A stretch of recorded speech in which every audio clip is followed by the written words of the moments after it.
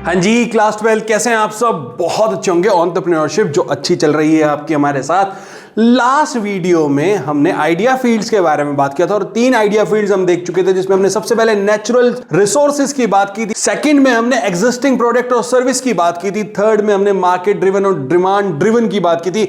आज हम लेके आ गए हैं हमारी फोर्थ आइडिया फील्ड में, जिसमें हम बात करेंगे ट्रेडिंग रिलेटेड चीजों की। ठीक है, और अच्छी वीडियो होने वाली है। एज यूजुअल ज्यादा टाइम ना लेते हुए सीधा टॉपिक की बात करते हैं और फोर्थ नंबर पे आता है हमारा ट्रेडिंग रिलेटेड आइडियाज। ट्रेडिंग यार, ट्रेडिंग होती क्या है यार? गुड्स एंड सर्विसेज कहीं से लेके किसी और को दे दिया, अपना प्रॉफिट मार्जिन बीच में रख लिया।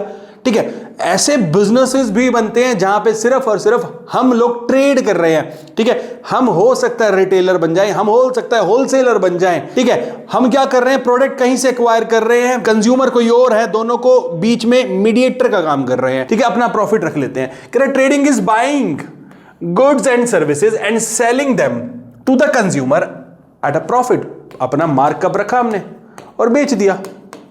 अब इसके एडवांटेजेस क्या हो सकते हैं? ये लेस रिस्की मेथड हो सकता है बिजनेस के लिए। Advantages of trading that it is easier to launch, easily हम जल्दी से लॉन्च कर सकते हैं क्योंकि ज्यादा क्रिएटिव नहीं होना इसमें, और लेस रिस्की भी है। ज्यादा रिस्क नहीं है ना, प्रोडक्ट आया, जितनी डिमांड आ रही है उतने प्रोडक्ट एक्वायर करेंगे, आगे अपना मार्कअप रख के यानी प्रॉफिट रख के बेच देंगे।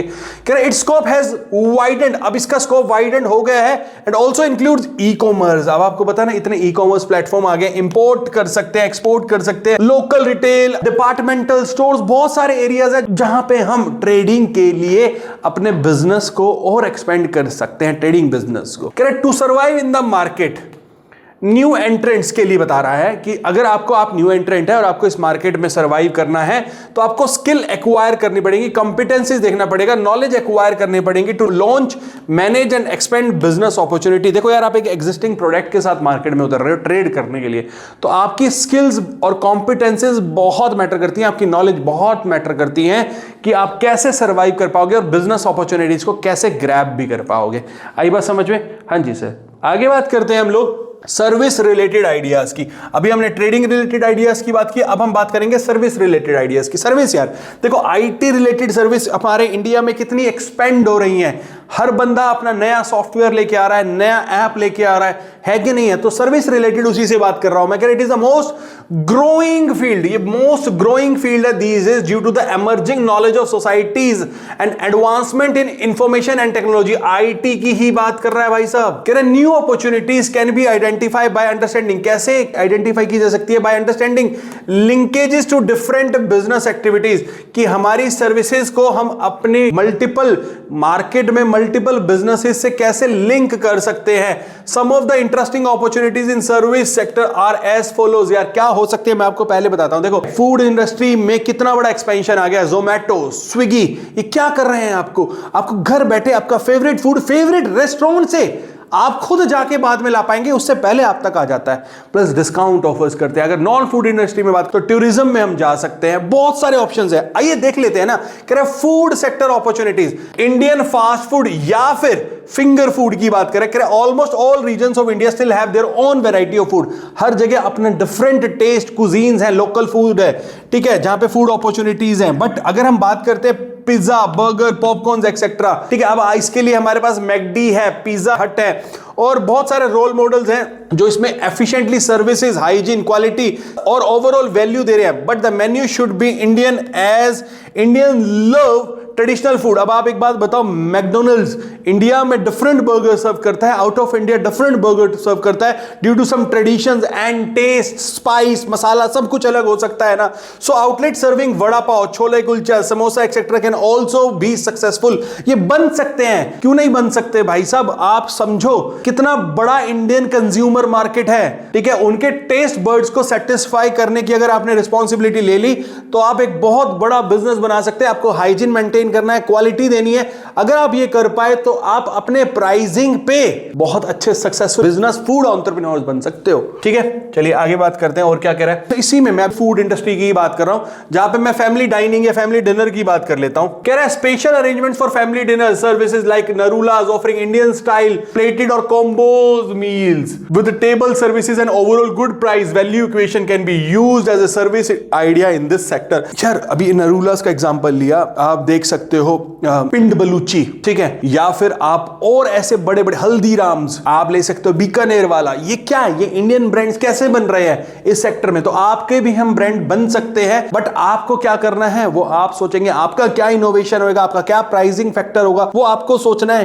कितना हाइजीन आप दे सकते हैं, कैसे कंज्यूमर अट्रैक्ट कर सकते हैं, यहां पे आपकी स्किल और नॉलेज मैटर बहुत करेगी। अब जैसे सैंडविच एंड सैलेड पार्लर्स, ठीक है, जोरको देखा था अभी स्टार्टअप में, एक लास्ट टू लास्ट सीजन में आया था शायद, जोरको करके एक ब्रांड जहां पे मल्टीपल चेन्स खुल रहे हैं, ये बर्गर, सैंडविचेस, ये सभी चीजें तो ऑफर कर रहे हैं मिनिमम प्राइस रेंज में। The success of Subway in this segment in spite of inconsistent product quality, poor service and high price show that segment has a huge potential. Subway अपनी consistent quality भी maintain नहीं कर पाता, price भी उसके आए हैं, फिर भी इतने सारे आउटलेट्स इंडिया में सर्वाइव कर रहे हैं और प्रॉफिट मेकिंग आउटलेट्स बन गए हैं। There is a good opportunity in the sector also, although many startups who ventured in this sector has not been successful. बहुत सारे बंद भी होते हैं, देखो होते हैं। However, the reason for their failure is a lack of conceptualization and execution and lack of market. उन्होंने जहां खोला होगा वहां नहीं चला, एग्जीक्यूशन अच्छी नहीं है, कंसेप्चुलाइजेशन अच्छा नहीं है, कुछ रीजंस हो सकते हैं फेलियर के, मैं मना नहीं करूंगा। आइसक्रीम पार्लर्स या फिर आपको कोल्ड कॉफी चेन भी आपके सामने खुल गया होगा, अगर आपने देखा होगा तो आइसक्रीम पार्लर जैसा ही एक ठेका करके बैठ सरदार जी ने चलाया, स्टार्टअप पे फंडिंग नहीं मिली, बट इस टाइम पे 200 करोड़ का स्टार्टअप बन के बैठ गया है, ठीक है। एक बोटल्ड में कोल्ड कॉफी सर्व की जा रही है, जूस बेवरेजेस पार्लर हो गए। There is a good opportunity in this sector also, although many startup who ventured in this sector have not been successful। वही सेम बात कि इंडियन डेजर्ट्स में आप देख सकते हो, ज्ञानीज आ गया, निरूलाज आ गया, ये सब चीजें इसी में ही है। कह रहा है in the genre of food service chains one of the biggest opportunity remains in. देखो बात तो वही आ रही है यार, at the end of the day huge scope है, कैसे आप कर सकते हो। स्वीट एंड सेवरीज किसको पसंद नहीं है, ठीक है, इंडिया में हाँ मीठा सब खा रहे हैं, तो आप क्या नया लेके आ रहे हो यार। एक स्कूप आप नॉर्मल रोड साइड वेंडर से 20 रुपए का भी ले सकते हो, और ज्ञानी से आप 200 रुपए का भी ले रहे हो, निरूला से आप 200 रुपए का भी ले रहे हो, तो क्यों? ये आप क्वालिटी, हाइजीन, क्या कंसेप्ट लेके आ रहे हो वो देखना है, कौन से ऑडियंस को कैटर कर रहे हो वो देखना है, उनके माइंडसेट से कैसे खेल रहे हो वो आपको देखना है। आई बात समझ में? तो ये हो गया हमारा फूड इंडस्ट्री से रिलेटेड। अदर सर्विसेज में, नॉन फूड में हम देख लेते हैं टूरिज्म की, जहां मैं बात कर रहा था। टूरिज्म में भी अपॉर्चुनिटी बहुत अच्छी है आपके सामने, आप देख सकते हैं। कह रहे इंडिया इज ज्योग्राफिकल, इतना बड़ा इंडिया है यार, ठीक है, and has a rich heritage, अलग अलग जॉब। मैं अभी तक इंडिया कवर नहीं कर पाया, मेरा मन है कि आउटसाइड इंडिया जाने से पहले मैं पूरा इंडिया कवर करूं, ठीक है। माउंटेन्स, बीचेस, आप नॉर्थ ईस्ट जाके देखिए, आप केरला साइड जाके देखिए, कितना बड़ा डाइवर्सिफाइड इंडिया है हमारा। Opportunity in this sector has a huge scope, creating specialised option for high end tourism from abroad. अब वहां से लाइए इंडिया में, ऑफर्स अ ट्रेमेंडस पोटेंशियल, ठीक है। पर्सनल ग्रूमिंग में कट एंड स्टाइल देखा आपने, इतने सारे खुल गए हैं ना, ब्रांड्स बन गए हैं, ठीक है। Some players like Habibs in hair care, VLCC in slimming and personal grooming, Shahnaz Husain in beauty care and their chain outlets. ये कितनी बड़ी अपॉर्चुनिटी बन गई है। सब अच्छा दिखना चाहते हैं, पैसा कितना भी लग जाए बट आपके लुक्स आने चाहिए, ठीक है। उस पे लोग अपने पर्सनल ग्रूमिंग पे आजकल अच्छा स्पेंड करने लग गए हैं। कह रहे career counselling centres, India is having the maximum number of youths, most of them have a little idea about the job and vocation trends in India. क्या चल रहा है अब्रॉड में, क्या चल रहा है। अब हम भी करियर काउंसलिंग करते हैं, तो हमें ये एक बहुत बड़ा मार्केट है जहां पे लोगों को पता ही नहीं कि यार उनको क्या करना है। अब्रॉड में लोगों को पता है 18 साल में क्या करना है, यहां के 25 साल के यूथ को नहीं पता कि उसको क्या करना है। तो ये करियर काउंसलिंग सेंटर्स आजकल एक बहुत हिट ब्रांड्स बन रहे हैं। Chain of repairs and maintenance services for electrical electronic product, आप चेन चलाओ, यूसी में आप देखते हो, आप एसी रिपेयरिंग घर हो जाती है, अर्बन कंपनी की बात कर रहा हूं। तो क्यों नहीं बन सकते आप बड़े ब्रांड यार।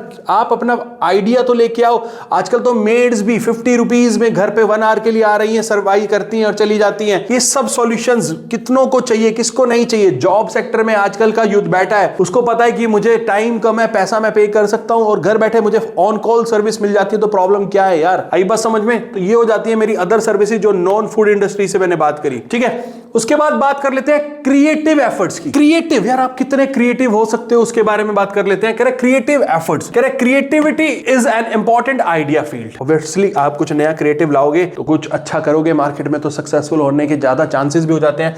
Credit is not only used to spot and harness opportunity but also can be applied to develop new products and services। आप नए प्रोडक्ट एंड सर्विसेज भी डेवलप कर सकते हो via creative ideas, ठीक है। 5 ways in which creative ideas can be generated, develop a new product and services, पहला। दूसरा, एग्जिस्टिंग प्रोडक्ट को इंप्रूव कर दो, फाइंड ए न्यू प्रोसेस और resource for manufacturing A product, नया तरीका ले आओ या नया इंग्रेडिएंट ले आओ किसी प्रोडक्ट को बनाने के लिए, न्यू मार्केट ले आओ एक एग्जिस्टिंग प्रोडक्ट और सर्विसेज के लिए, या न्यू यूज केस बना दो, ठीक है। तो ऐसे creative ideas, creative field create हो जाएंगी। This has been observed that often creative products and services are born as result of problem solving. Creative products and services are born as a result of problem solving. आई बात समझ में? तो ये थे हमारे आइडिया फील्ड्स और यहां पे हमने सारे आइडिया फील्ड को खत्म किया है। प्लीज हमारे साथ जुड़े रहिए और वीडियो को ज्यादा से ज्यादा शेयर कीजिए, क्योंकि चैप्टर 1 ऑलमोस्ट खत्म होने वाला है और हमें बहुत सारे चैप्टर आपके साथ करने हैं, क्वेश्चंस करने हैं, केस स्टडीज डिस्कस करनी है।